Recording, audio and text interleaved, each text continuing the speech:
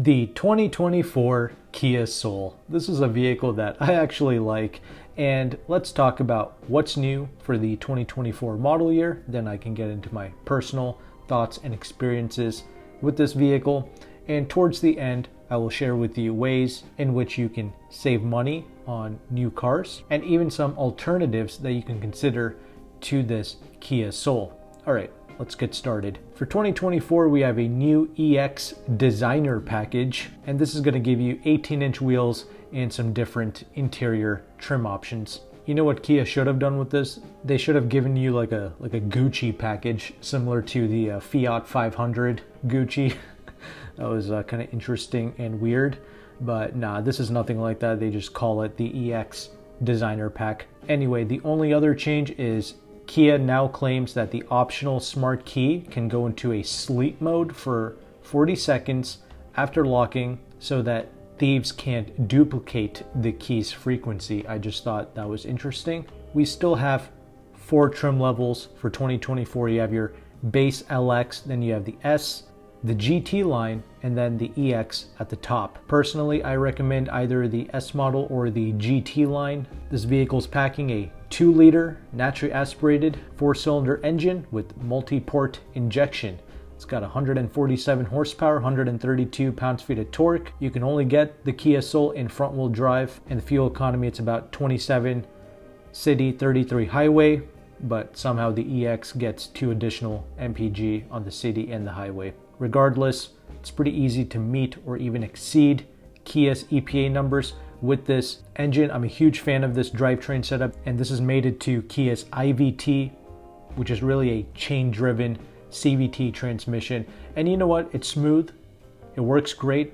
It pairs well with the 2-liter naturally aspirated 4-cylinder. It doesn't feel completely sluggish out on the road despite the abysmal horsepower and torque numbers. It feels decent out on the road, and I love the packaging of the Kia Soul. The vehicle is only like 165 inches long total, but you have decent headroom and legroom, both in the front and the rear. The trunk is a good size. I mean, it's just brilliantly packaged, and it can really make sense for families that want a practical vehicle but has a small footprint, like if you live in the city or something. It's got some character, it's got charm. I understand it's not for everyone, but if you appreciate the design, then this is a practical little vehicle while getting great fuel economy. And when you step up to, you know, the S model or the GT line, you get things like blind spot monitoring and other useful features. So that's why I recommend those 2 trim levels. And yeah, as I promised, I would share with you a method on saving money with these new vehicles. I have personally partnered with AutoCompanion, one of the largest automotive brokers in the United States, and he does have Hyundai Kia vehicles as well. However, on the Kia side, he hasn't really advertised deals for the regular gas model Kias like the Soul. He's only got like EV6 deals right now on the Kia side, which is weird. But he's also got a free leasing calculator, which I will have linked in the description box below. And this is a powerful tool because leasing programs change every month, and this calculator will update every month to show you the residual values, the interest rate on the lease, and the incentives that you can qualify for in your local area. So even if you're not interested in leasing a new car, this calculator is powerful because it shows you the incentives in your area. And yeah, the Kia Soul, I mean, I ran some numbers on just the S model with a $24,000 MSRP. I assumed a 10% discount off of MSRP, and the payments are like almost $400 a month, assuming you put 0 money down and you have perfect credit. Part of the reason why the payment is so high is because the interest rate on the Kia Soul leases are not good.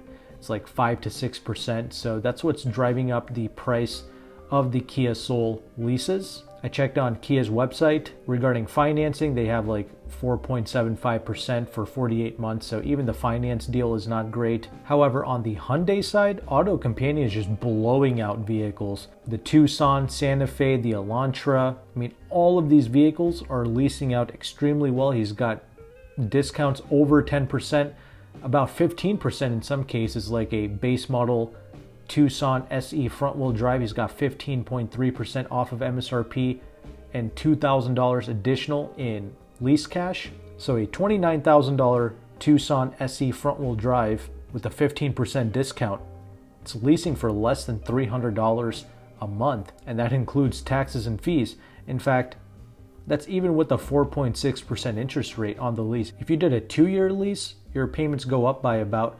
$40, but the interest rate drops in half to 2.3%. So if you had plans on purchasing the vehicle after the lease is over, doing that 2-year lease is nice because you're getting a low interest rate. Ideally, it's best if you pay cash for the rest of the balance if you're going to buy out the lease, because if you get a used car loan to finance the rest of the vehicle, then you would have just been better off financing from the start. So leasing is just a good way of getting a very small monthly payment, and you're doing like an extended test drive on the vehicle, if that makes sense. You're basically testing the car out for 2 to 3 years to see if it has any issues, and if it doesn't and you want to keep the vehicle, then you can just buy it out at the end. But yeah, it's not just the Tucson, the Santa Fe, the Elantra, all those vehicles are leasing out for crazy low payments relative to their MSRPs. So that is a obtainable new vehicle. Obviously, I get it. Tucson, Santa Fe's, Elantras, they don't directly compete with the Kia Soul. The Kia Soul is in its own little bubble. However, I just think it's imperative that you know about your other options regarding different ways of buying, what the competing vehicles are going for. And that's what it's about. If I can help families get into a more expensive or a slightly more premium vehicle for honestly less money in certain situations, then that's great. I just want to open your horizons and show you what's possible in this ridiculous car market. And if you want to work with AutoCompanion, he's located in Washington, D.C., so you're either going to have to ship the vehicle to your destination or pick up the vehicle at Washington, D.C., so that's an expense that you're going to have to cover on your own. And he does charge a broker fee. However, if you sign up with my affiliate link in the description box, he will take some money off of that broker fees. If you appreciate this knowledge and these resources, please consider liking and subscribing, because man, there's a bunch of dealerships even today that just will not budge on the price of their vehicles. They're asking in some cases over MSRP, and that's why vehicles are just piling up on the lot and they're just not selling, because it's asinine what some of these dealerships are asking and expecting out of the consumer. And this is why I want to help my audience get the best deals possible. If you're an owner of one of these Hyundai Kia products, let us know in the comment section how it's been holding up for you. How's the dealer experience been? Because that's the other thing. Make sure you have a good, high quality dealership near where you live, because if issues do arise, you want to make sure that a good dealership is going to take care of you. So read up on all the reviews. Yes, Hyundai Kia offers you a 10-year, 100,000-mile powertrain warranty. That's great, but you need a good dealership in order to take advantage of that warranty.